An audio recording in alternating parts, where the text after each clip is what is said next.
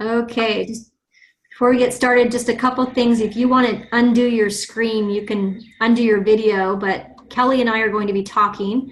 You right-click your screen and you can chat or you can stop your video so people don't have to see you. For some reason, my video is kind of grainy today, but nonetheless, we're going to pursue. Kelly looks great, and she's here to join us. So we're going to jump right into the red flags of a condo resale certificate. And before we do that, I just want to recognize Kelly. This is actually, Kelly, I looked at your start date. It's the same date 3 years ago. I can't believe that. I know. It's wild.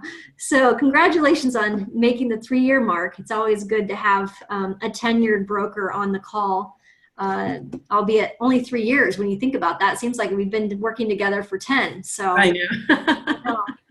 So before I turn it over to her, just want to recognize her for that.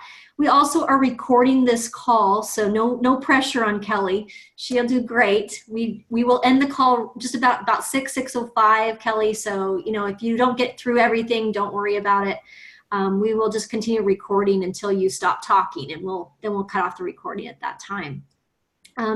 Before we get started too, just a couple housekeeping. If you are on a cell phone and you hear background noise, if you could just help me and mute your line, it's *6 to mute, and that will help us keep the audio sounding really, really good.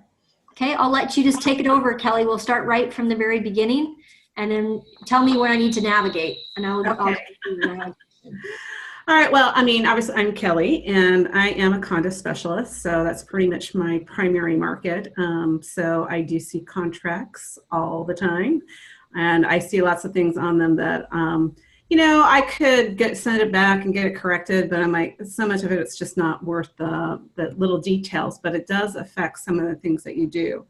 I've also been talking to a lot of new agents, both through open houses and, recently, some BCR brokers that just brought to my attention that maybe we need a little bit more training on this. So we're just going to start by going over some of the Northwest MLS forms and areas that you should be paying attention to. So the Form 28, that's your condo purchase and sale form. We're just going to look at page 1 and page 5.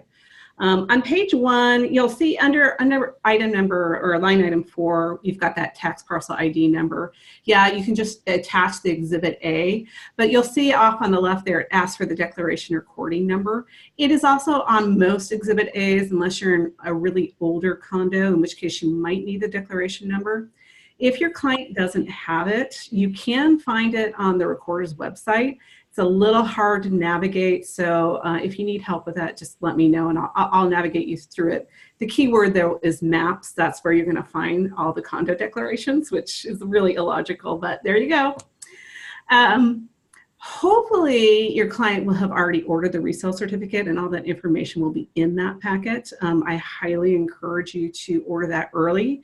And we'll get into a little bit with computation of time why that is a problem for us. But earlier is always better, even though you might have to get an update midstream, especially when we're having longer days on market now.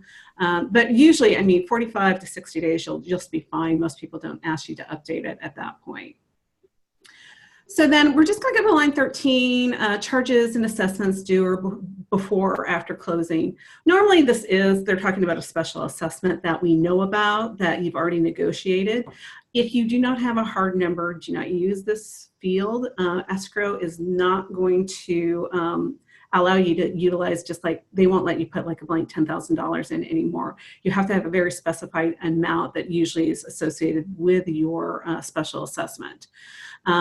Normally this is early in the game, but sometimes it comes up at the very end when you have an HOA demand statement that's done kind of with your lender payoff, and something new will pop up, and that's what that field is for, just in case.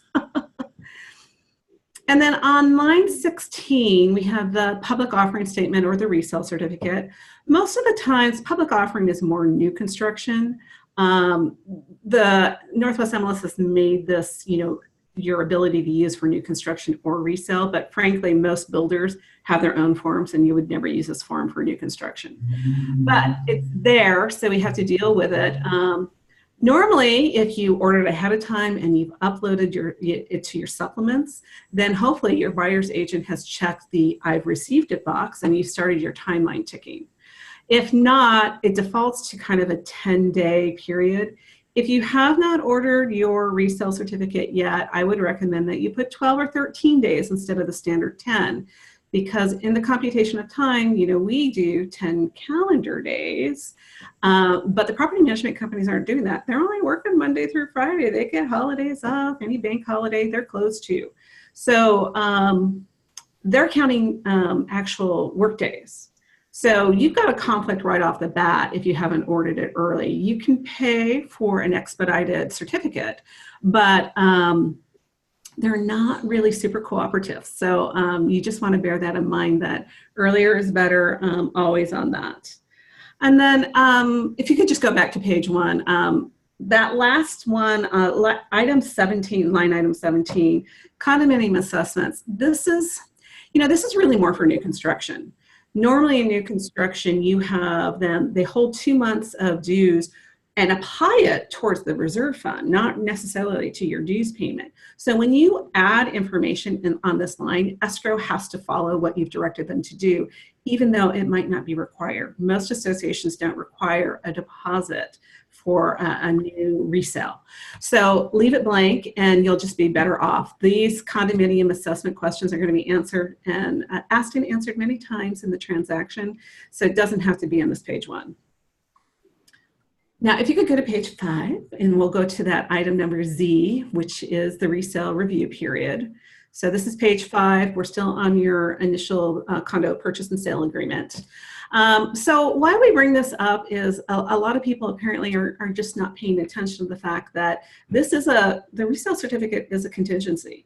And so they still have 5 days to review, or they can terminate, and they do terminate, especially when there's a special assessment or something else. Maybe they have a dog and the association doesn't allow dogs. Well, that's a deal killer. And if you didn't know that as a listing agent and they just discovered it during this resale period, then they're going to terminate it. So that's a very simplistic, one, but that is something that comes up. If you have an investor that wants to be able to rent and there's a rental cap, you didn't declare it, they're going to withdraw based upon this item. So definitely you want to pay attention to that and do your countdown, 5 days. They have 5 days to review. And then if they terminate, you want to use the 90R. So there is definitely a specific form to terminate the contract. You still have to go through that process of doing the extra form to return the earnest money to the buyer. It's not automated. The buyer just signs the termination agreement and they send it over and you start again.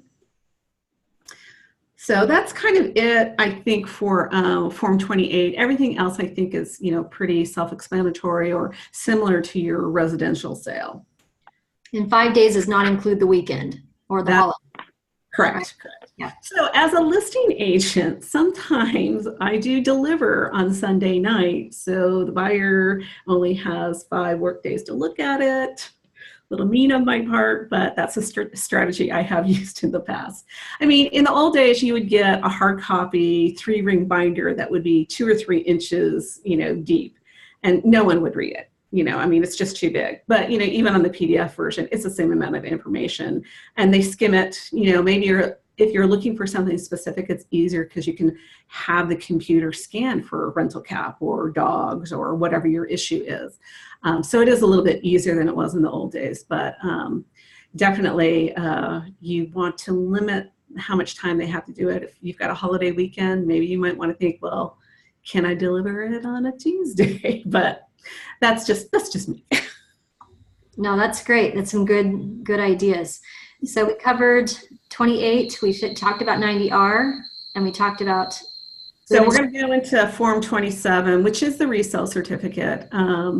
So that is, the big one that you really want to look at, because this is the red flags that might have some objections in it that you need to overcome. And it's better that you have that information ahead of time so that you know what your spiel is ahead of time and you're not struggling just like, well, what does that mean? I don't know, and I don't know how to interpret it. I've loaded up here. This is just the standard Northwest MLS form. Typically, you won't see this unless it's a self-managed association. All the regs say is that it has to have all these components in it. But just like, with your loan applications and some of the other items that we deal with, every company's document is a little bit different. So you're not always going to find the information in the same, format, but all the information should still be there. So let's see, scroll down to, well, we'll just look at that's item number 2, assessment. So this is where a special assessment is going to be listed if one's already been passed. So if you look, so it's 2C, and then you'll have the special assessment that's listed there. If it's past due, if they have they might have a payment plan. When you have a big construction project, they might say, hey, you've got 2 years to pay this off. That's pretty typical if the association's taking out a construction loan, they'll have a 5-year loan on it. And so you would definitely want to say, seller, you need to pay this off at closing, or buyer's agent, you need to negotiate that as best you can. So as you get more into a buyer's market, the buyer has a little bit more power. I mean, we're still in a pretty strong seller's market, although condo sales are down in Seattle right now. So I am seeing a lot more negotiation and price reductions. But special assessments, typically you don't get a lot of negotiation on. It's either you're paying or I'm paying, and there's really not a lot of in between there. You do want to pay attention to item number 3, which is delinquent assessments. If it's a small association and it's $5,000, that's significant in a small association. If it's a big association and, it's $10,000, that might not necessarily be a bad thing. It might be there was a water loss, there's an insurance claim. That's just a call you need to make to the property manager and ask them to clarify what it is, so that you can clarify to any buyer's agents. It's like, oh, it's not a big deal, we're just waiting for insurance proceeds to come in. Or on the other hand, hey, somebody's in foreclosure, they haven't paid for 2 years, we've got legal fees adding up, and by the way, we're probably another year of legal work before we're completed. Well, that's a bit of a concern, because in a lot of cases, the association will just write off those legal costs. But in some cases, they might do a special assessment to reclaim some of that legal costs. So you do want to drill down and find out what the basis of those past due assessments are. You're not going to get a delinquency list that says, hey, Bob owes, $200 and Bill owes $2,000. They consider that confidential information. You're just going to get a blanket number. You'll get information on the unit you're listing. And then there's the total of everything that's past due. And that's anything that's over 30 days. So, I mean, it's definitely a concern if it's over 30 days. Especially when you get into smaller associations, because they just don't have the economies of scale to absorb some of that cost. Very interesting. So when you're looking at this, Kelly, you're kind of going through it. We can't interpret it too much, but we can get more information about it for our clients. You just need to clarify. You do need to read everything. And as you have questions, and the main declaration, you can skim a lot of that. I mean, you've got a buyer client that's looking for a dog. You just have the program run a dog search in the declaration. Boom, you're done. But if you're a listing agent, you really want to drill down a little bit and see some areas of concern of questions that you're going to get. So for instance, you're going to get a lot of investor questions. So you need to know if there's a rental cap.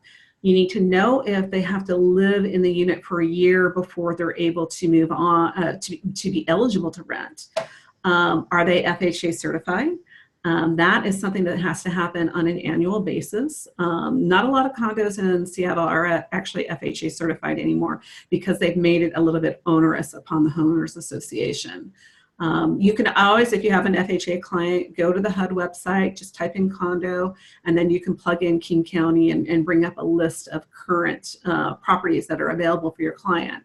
But, FHA and condos, I don't think is always really a good mix, because it's weighted. So they only allow a certain percentage of all loans on that property to be FHA. So if you've got a high concentration of FHA loans, the loan is not going to go through, and then you need to be conventional, and that might kick your buyer out of that pool. So I usually encourage people, FHA, even VA a little bit, that you should be looking more at single family homes or even townhomes versus the condos, but sometimes the condo is your only option. So that's what you do. VA is a little bit, I think, a little bit more lenient right now than FHA is. FHA has really come down hard, but you know, when we had the correction, they had to foreclose on a lot of properties and they were holding. So definitely they're looking at that a lot more carefully. Of course, we haven't had those issues in a few years, but you know, the dime changes all the time. So then I do look at this, item 6 there, the anticipated repairs and replacement. So this is just projects that they're doing this year. This might be a new fence. I mean, it might be asphalt. It could be very minor stuff. It could be something that's in the reserve study, so the reserves are paying for it, but it could be coming out of operating, or it could be a special assessment. So you want to look at that and see what, see what they're thinking about doing, because it's definitely something that's going to come out of the current funds. And if it is by special assessment, then again, you want to know that for your negotiation. Or flat out, as a listing agent, flat out declare, we are not paying the special assessment, put it in the agent only remarks. And then, the buyer's agents know that that's not a negotiable item. And, now there's a lot more equity in the condos. And so it's not really that big of a deal. But, 5 years ago, there was no room for negotiation, as it was either, well, it's this, or maybe we have to do a short sale because there's just not enough money in the transaction to pay off the special assessment. We also need to look at judgments and suits, because this does happen. More typically, you're going to see maybe a construction lawsuit. We don't see so many of these days because they've really stopped doing condos. But if you've seen their recent news articles, you'll see they are going to start building condos again. Now with this latest slowdown, maybe not, and mostly what I'm seeing is that they're doing high end stuff. So we're not seeing a lot of low end activity. But construction construction defect lawsuit is definitely one of them. But you have board member to board member, you have owner to board, board to owner, all kinds of things can come up under judgments and suits. And you just want to, have a handle on it, so you're able to answer those questions. Are they? I mean, you've got legal fees. If you're 2 years down the road, you still got a lot of legal fees that you're going to have to absorb, and that might be by special assessment. So it's just another red flag that you want to think about, and how you're going to spin that when you're talking to a buyer or seller. Pending suits would just be that, yes, they've actually been served. So of course that's similar to number 7. Don't really need to go. I don't think we need to go over 9, 10, or 11 there.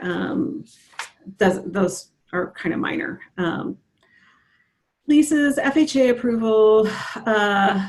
So FHA, I kind of alluded to this earlier. FHA doesn't really, do condos very much these days. They do weight it, and you do have to be certified. And don't just assume that you can just, say, oh, well, board, you have to go and get this certified. It might require an amendment to become FHA certified. Those are legal fees, and it can take, my last amendment took me 2 years to pass. So it's not just, oh, no problem, we can take care of that.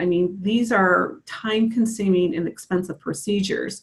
So you're not going to find boards very cooperative when they're not certified already. We can skip insurance. Let's just go down to exhibits, item 16. This is everything that really should be attached documents to your resale certificate. I want to just draw your attention to item G, which is the association reserve study. So if you have a current study, it should be attached. If it's not current, find out if they have one that's in process. But what I wanted to talk about is, most reserve studies, so for this year's reserve study, the report was actually done last year. So the data can be a little bit old. The reserves might be well improved. They might have increased the budget. They might have done a special assessment. So you do need to go to the balance sheet, go to the income expense report, and just see where they are. What are they budgeting for? What are they actually collecting? Did they budget for it and they're not actually collecting reserves, and so you're actually a little bit low? Those are things that you just need to kind of drill down a little bit, go back and forth between these reports, and see if it's an area of concern. But the key also is that if they're not doing a reserve study, they have to declare that. So if an association is not doing it, my first question is, well, why are you not doing it? They're really not that expensive to do. And as long as you've budgeted for it, this should not be a big deal. So I always say, well, what are you hiding? I mean, is there a project that you don't want us to know about? And it could be that they know they have a project 3 years down the road that's going to be expensive. And they're like, well, the reserve study might be a waste of time in their mind. And that's fine. But you just need to know, it's like, okay, my client, maybe my buyer client, it's like, if you owned a house and you knew, I've got a 5-year roof cert, I'm going to have to replace that roof in 5 years, your buyer client is going to save for that. If you look at the reserve study and say, well, they're not saving what the reserve analyst says, okay, that's not necessarily bad. I mean, it can be a philosophy. The state prefers that you reserve, but it's a philosophy. My mom's condo does not have reserves, really. I mean, but they all have a lot of money, so they don't care. So you do just say, okay, so they're not saving. So client, you need to be saving because that special assessment is going to come at some point. And that's usually right before you want to sell. So I think we can go to the next page there. Let's see. Okay, so this is remarks. That's a general section, but usually if there's a special assessment, it's probably going to be noted there that either one is coming or maybe they have a report that they're waiting for. So if they've done an investigative report, it's usually, if you see a report by an architect, that's usually something to do with water intrusion. So I would definitely want to see if I could get a copy of that report to see what the results were. But anything by an architect, construction, it could be anything if it's from a charter construction or Tally Grund. But if it says architect, you want a copy of that report for sure. And then you'll see on this one that there's a place for the association manager to sign, the seller to sign, and the buyer to sign. Not all certificates will have a place for the buyer to sign. I always recommend that you have the buyer sign off on it just to acknowledge that they have received it. Even though you've done your due diligence, you've delivered it to their agent, and so you have that timestamp, get the buyer to sign off on it too. So let me see where I'm at. I went off my notes so far. So we talked about, I'm just going to go back and talk a little bit about rentals again. So the good, the bad, and the ugly in rentals. So if your buyer, wants to rent, then definitely you want a property with no rental cap. So, but the reason why they have rental caps is to protect your investment because conventional lenders only want X amount of rentals on a property. Now, during the downturn in the economy, they raised that number to like 40%. When the economy is good, they reduce it down to 20%. So you do want to pay attention to those numbers because it might give you a lending issue. And since it can be so, they can change it, it's really hard to drill down those things. If you have a good condo lender, Caliber has a condo section. They're very good. They'll be able to tell you, where they're at right now. But, high rental numbers are a problem. If you get over 50% rentals, then you're considered to be an apartment building. And it changes your insurance. It could change your management, change your taxes. So it is something to really pay attention to and really try to keep, you want something that you can get a conventional loan on. And as an investor, maybe they don't care, but when they sell, they just have to know that, well, I might have to sell to another cash buyer, or I might need to sell to somebody with a large down payment. So maybe instead of, maybe they want 25 or 30% down for the loan to go through. There's another lender I know. I can't remember the name right now, but I'll send it to you, Rochelle. That's great. So what I'm hearing is that we could see some changes, I think, with some of the laws and just the way condos, with affordable housing being kind of front and center, I think, in Seattle, you may see that rental cap adjusted. Is that what you're suggesting here on this? Yeah, it could. So it's just something to pay attention to, especially if you have more of an investor, even buyers who are intending to live in there. The question is always, what if I need to rent? Well, almost all of them, if they have a rental cap, they have a hardship exclusion. So they're going to say, hey, don't worry about it. You're unemployed. You have to relocate take care of an elderly relative. These are hardship exemptions that they can grant and well within federal guidelines. So it's not terrible, but normally they'll only grant you a 1 year. So you just want to pay attention to that and make sure that you have an exit strategy for your client, or your client has one anyway. Okay, so that's the buyer pill. And it is a moving target. Oh, short-term rentals. So I know I've heard from a lot of agents who are looking for a good Airbnb option, VRBO. Condos are not really a good option for this. Almost all condos in Seattle exclude it in their declaration. There are a few in town that don't, mostly in the downtown area. There's some of the condo hotels. There's one in the International District. I know that it's very specific in their declaration. So it's not something you can search for in the MLS other than by like a word, well, no, not even a word search, because it's going to be embedded in the declaration. So if you have a listing like that, promote it, because that's your perfect opportunity for an investor buyer. But if you don't know, find out, because you really need to nail that down. I've had to turn away a number of investors who just didn't understand that, most condos don't allow it at all. And they're in the old days, they didn't really have a way to drill down and find out who all these people were. But there are companies out there now that, I can hire tomorrow who will do a web search for me and go top 100 companies and tell me who's listing my property as a rental. So, it's more of a problem, I think, in Belltown and maybe Pioneer Square around the stadiums. I know they have big issues with it down there. And, mostly it's the transient nature. The people coming in don't respect the property, so they think it's a hotel when it's not. And so there's, security issues, cleaning issues, noise issues. So those are just some of the things that happen. Sorry, I am way out of time. I didn't get to reserve studies. You didn't get to reserve studies. I know. It goes faster than you think, doesn't it? I thought I was going to really speed up, but apparently I didn't. That's okay. Do a whole nother session on reserve studies? Because we could do that. Yeah, we could table it. Could you have any other good points of reference or another example you could share with us to wrap it up? Well, when it comes to reserve studies, I go to the executive summary.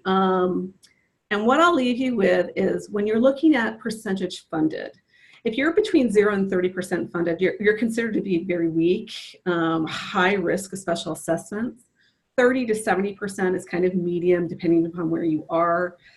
And then when you're above 70%, then you're considered to be really solid. Most condo associations are between, I would say, 50 to 70. But also be very much aware, if your reserve is below 20%, that's a huge, huge red flag, because if they need a new construction loan for a project, they can't get one. You have to have 20% in the funds to get a loan. In the reserve. Okay. And that would be on my resale certificate. And again, the resale certificate we have on the screen, just for some of you that dialed in later, this is a sample that we have on the MLS. Most of them are more robust and they have more pages. Is that right? Yeah. Oh, yeah. Yeah. I mean, well, yeah. I mean, they might be double the size of this, but they do have a lot more information in it. But this, I thought, was simpler for the presentation. Where's the reserve? Is that the first page? You know this better than I do. Yeah, well, so the reserve study would be attached. So That's if you right. go to the very end of the slides, I've got, I think, a couple of executive summary pages that will give us a couple of, that third file. No, just one page. Sorry, the one that says Form 27. This one? Yeah, click that one. And then go all the way to the end. There we go. So then here we have the 3-minute executive summary. So if you look, the fourth item down, it says percent funded, 36.9% funded. Okay. And then they have different funding base. So they have baseline funding, which means over a 30-year cycle, the items in the reserve study will always be above 0. So not really a special assessment, but no cushion either. 100% funding means that the whole 30 years is funded today, which that doesn't really happen. And then threshold is in between those two. Usually I use a rule of thumb of 70% for threshold funding. But then if you go, so one thing that I look at too is, so down at the bottom, it says monthly reserve contribution. So it's, I'm sorry, at the little gray box there, mid-page. Up a little bit more. The next page up. So this little gray box here, at the bottom it says recommended special assessments 0. Yay, good. Their current monthly reserve contributions is $6,000. Baseline funding is $6,700. And I can tell you the next page is just the budget, and so they are budgeting what baseline funding is. So that tells me, hey, they're reading their study, they're paying attention to what the analyst is telling them to do. So that's good. Now go 2 pages over, or sorry, down. So this is the Hallard Lake. Now they do the same thing. You've got your your last contribution rate was $1,500. It says 100% funding, $1,500 per month. But look at the last item in the gray box. For 4 years, they want to do a $100,000 special assessment every year. Okay, that's a different scenario. That doesn't look so pretty anymore, does it? So I use Association Reserves report because it's easy to read. Not all of them are this easy to read.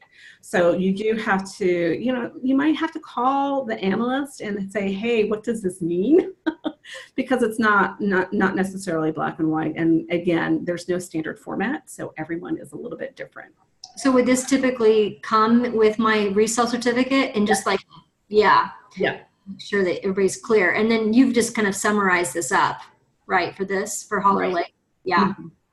So when you're comparing this one to that one, this is definitely a much better run complex. Right.